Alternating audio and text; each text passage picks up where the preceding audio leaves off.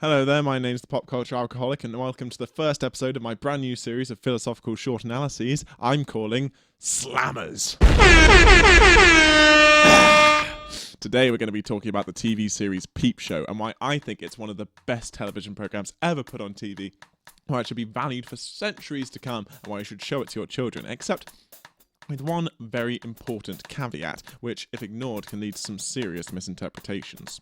So, first off, what's Peep Show about? Easy. Two men live in a flat, one works, the other doesn't. It's the odd couple, except the twist is we can see inside their minds constantly, and both of them are compulsive liars. There's only so much happiness in the world, Mark, and they're hoarding it all. That's not how happiness works. It completely is. We constantly see that the characters rarely speak their minds, usually thinking something completely the opposite of what they say. A hairy twat. A hungry, devouring twat. A kitten? Thanks to our classic enemy, fear of social rejection. These two men, Mark and Jeremy, have very different social and mental interactions with the world due to their very differing personalities.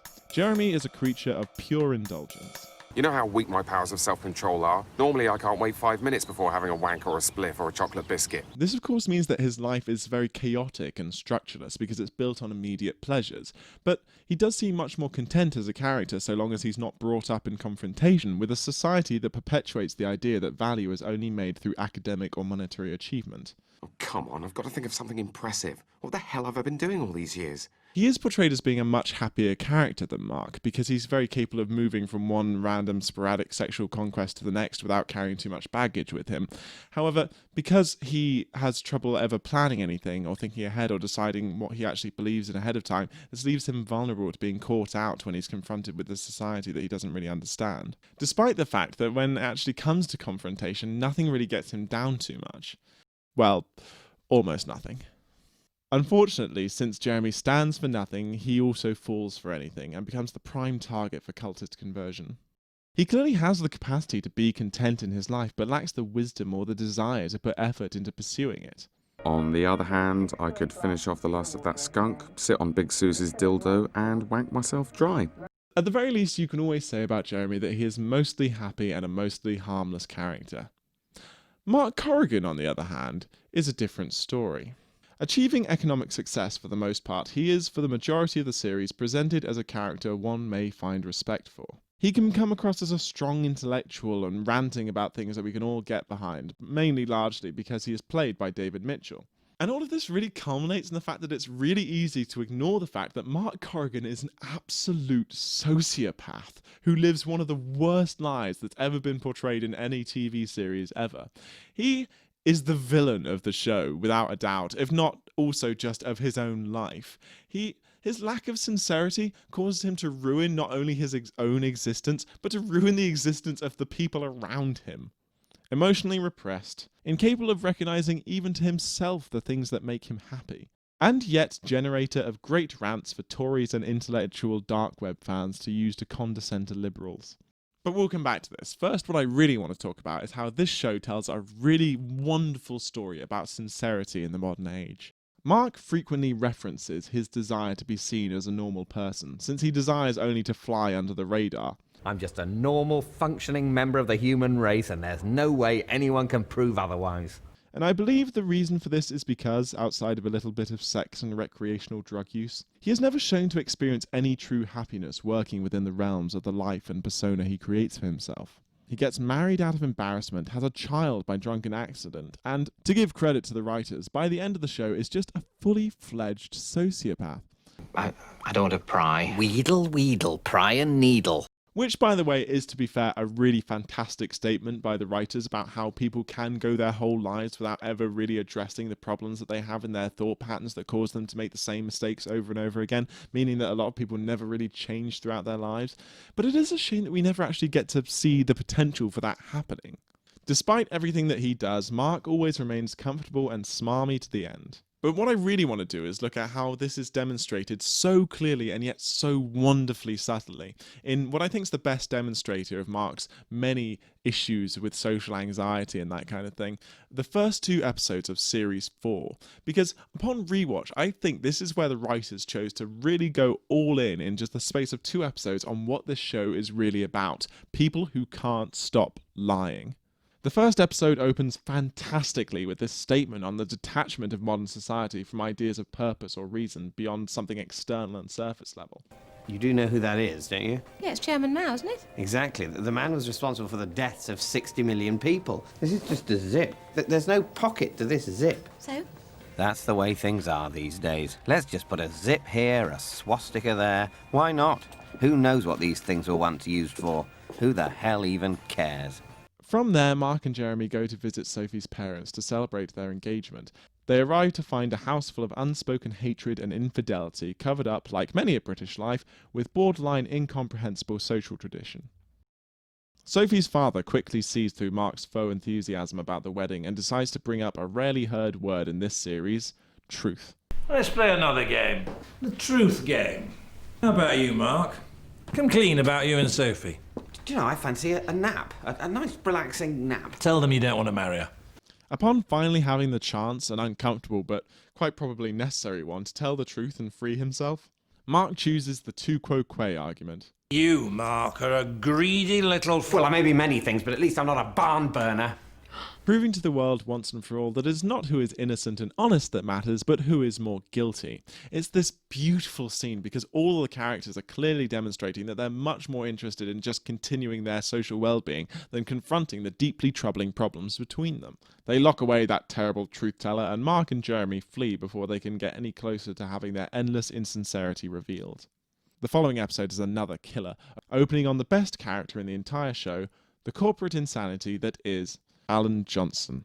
Alan Johnson is a beautiful character because he is painted as being the coolest, wittiest, most successful character in the entire show.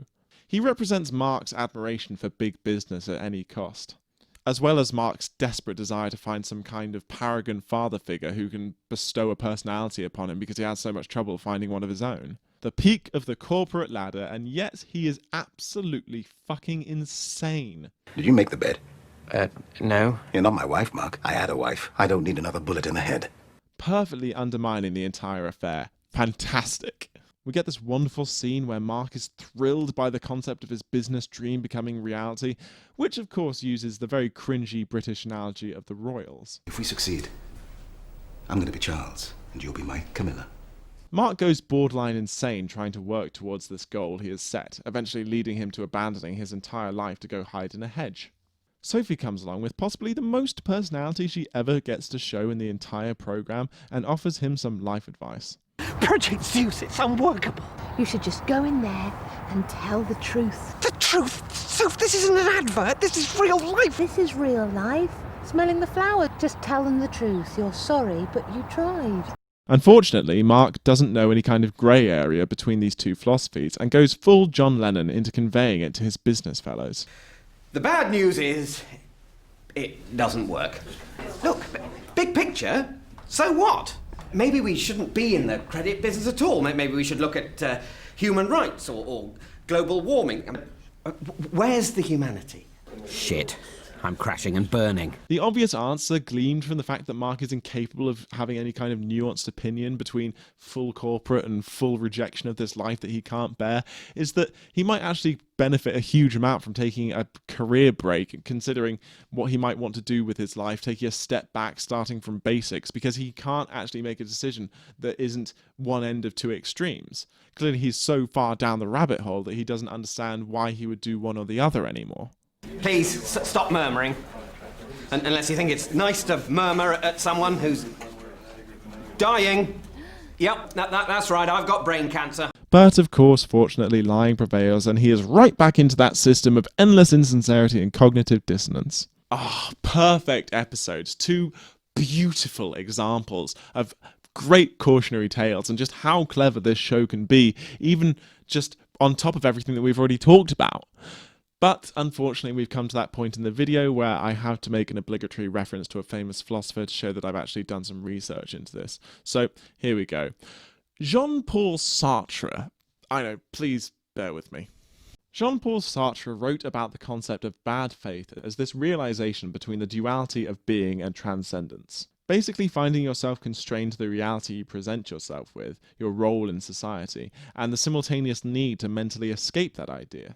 He believed that people used their freedom of thought to instead deny themselves freedom in such a way that every time one element of this desire to escape came up, it would be immediately confronted with the other part of the duality, negating it. Whenever Mark is confronted by the way the world is as far as he is concerned, he comforts himself in his lack of sincerity.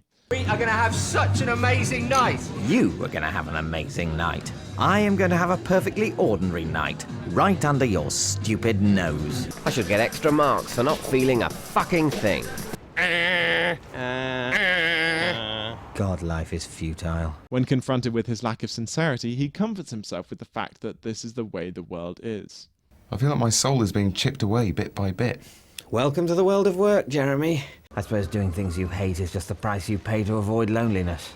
Nothing you want is ever going to happen. That's the real world. It's a very compelling way to look at reality, but it's also totally self-defeating. Jeremy as a character avoids so much bad faith, lacking Mark's constant self-awareness. He's much more honest as a person and freer to express himself.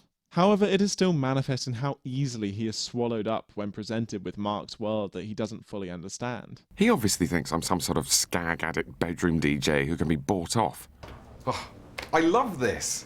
After a while I started to pretend that I was a robot, and then I sort of couldn't remember whether I was a robot or not, so I had to get out of there. No one's going to give me a medal for saying no. I am pretty broke, and okay, it's a deal. I feel like every day quite a big part of me dies forever. And the fact that he doesn't find himself capable of valuing himself publicly because of his career failings.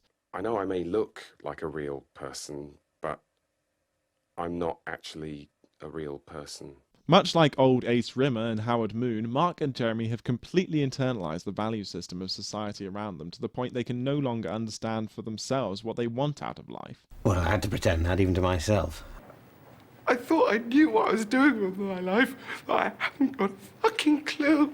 You've been going around thinking thoughts your whole life, and look where that's got you. And all of these characters act out this fabricated personality for the approval of some unseen audience. Standing next to her boyfriend reading a text like it's the most natural thing in the world.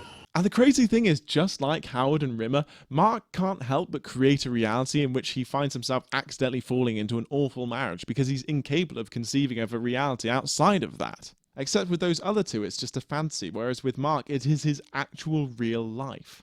God, when you think about it, these guys are really just all the same character. But this brings me to the thing I really wanted to talk about with this show, because it's not really a problem with the writing that I have. In fact, if anything, what I'm saying is why the writing is so good in this show.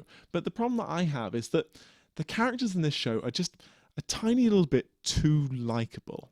They experience all these small victories throughout these terrible adventures, and they eventually always get along basically scot-free without any consequences, and we're meant to be carried along with that. This makes for a much more engaging and entertaining watch, and in a way it makes for a more compelling statement on the actual reality in which people consider maintaining of social order and just having a quiet life and avoiding any kind of conflicts being a much greater goal than having a life which is full of stable happiness and is built around ideas that don't leave you vulnerable to having insecurities when it comes to your career position or your social status. But I think it makes it too easy to respect Mark. Somehow we always share in his victories and woes, and the online reaction to him shows that his most perpetuated ideas are his most capitalistic ones, especially this speech. And listen, while we're at it, there are systems for a reason in this world. Economic stability, interest rates, growth. It's not all a conspiracy to keep you in little boxes, all right? It's only the miracle of consumer capitalism that means you're not lying in your own shit, dying at 43 with rotten teeth, and a little pill with a chicken on it is not going to change that. What a compelling diatribe in favour of market capitalism that rather overlooks the fact that it's actually the very nature of competitive capitalism that leads people to live in that exact situation you described. Mark is the furthest thing from a respectable character with well thought out ideas you could hope for. He openly recognises to himself that the only joys he finds in life are based on materialism and capitalism. Good to see you. I have a job and a flat of my own now, so it's great to see you. I am so ready for HD. HD will make everything better. And he measures his own value by how close of an approximation to a real person he thinks that he is to an outside perspective. There's something warm and comfortable in how this is described, but what it actually means is that he bases his entire self-worth on how good he is at conformity. This is also clearly shown in how the only happiness that he ever derives from his existence is when he completely abandons the life that he builds for himself, and that happens multiple times throughout the series. I suppose in the end, the only real criticism I have to make is that the writers do too good of a job of making these guys into sympathetic characters, to the point where it's really easy to feel like respect and admiration for Mark, despite the fact he's one of the worst characters on television. And yet I love him. And this is what makes the writing of the show so good, is that it's capable of being really profound and, in hindsight, really blatant about the commentary and the ideas that it's trying to put into the show. And yet it's completely possible to watch it and not learn the lesson. And that's because it's so true to the actual reality that it's portraying that it feels like it's not saying much. So, how does this actually affect us? Like these ideas, what questions can we ask about our reality? Do you ever feel the need to be seen as normal, to fit in, to be told by somebody else that you're a good person, or that your life has value, or that you've done well? Are those not ideas that we should be capable of knowing for ourselves? That we should have a sincere connection with what we believe is good and what we're actually doing in our lives? And as long as you don't have that, are you not handing over basically your entire life to somebody else, because somebody else has the power to tell you what will make you worth something? And I get a lot of people arguing this kind of thing where they say, it's natural and normal and to feel instinctually driven to want to fit into a social community to the point of compromising on your personality. And that's a fair enough point, but the thing is, do you actually do everything based on instinct and based on nature? If you did, what kind of a life would this be? Like, these are all questions. These are all questions that are opened up by this TV show, and that is one of the reasons it makes such a good TV show and what all good TV shows should be doing. But I'm just asking them, and we're all having fun. If you have any answers to these questions, please do tell me in the comments, and please do leave a like if you really enjoyed this, maybe even subscribe. And hopefully I'll see you again very soon. I'm the Pop Culture Alcoholic, and this has been one of my slammers.